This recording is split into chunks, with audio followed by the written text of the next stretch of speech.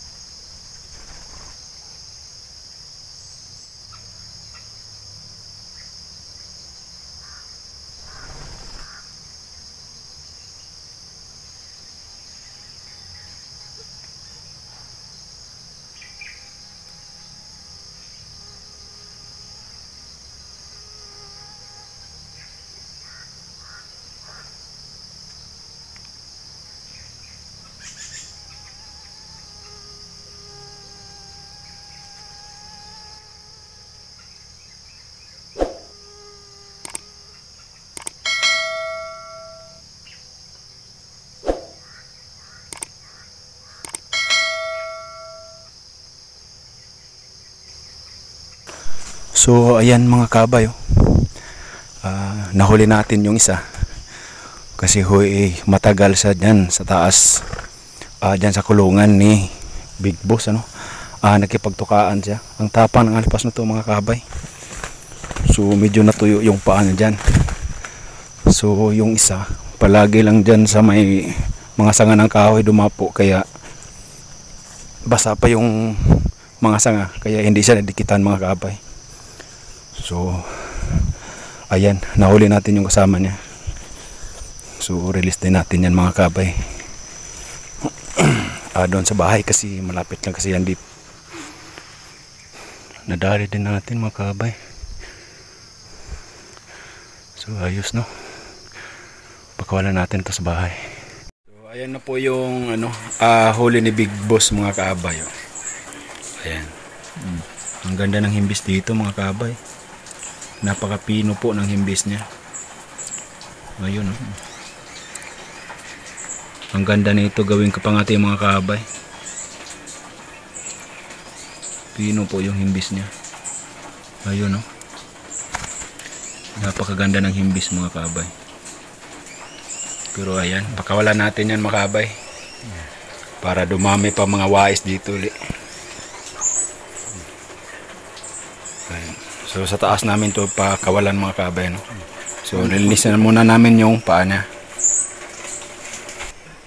So ayan na mga kabay, oh. Nalinisan na po yan ang paa. So si papa ko lang magpakawala. Ang laki niyang alimukon mga kabay, taka ang ganda. Ang lakas din humuni dito kanina sa baba. Dalawa sila, no? Ayan, kumpleto yung pakpak mga kabay. Ayan po. Ano? So dito lang natin pakawalan mga kabay. Nagatan. Dito. So ayan na mga kabay, oh. Pakawalan na natin. Ayun na mga kabay. Ang lakas lumipad. So isa na yun sa magiging wais mga kabay, no? Nakatumpuro lang makita mo sa bidig. So ayun na mga kabay sa taas. Babalik na yun kasi doon na natin huli sa baba. So maraming salamat sa panonood mga kabay, no? So God bless po sa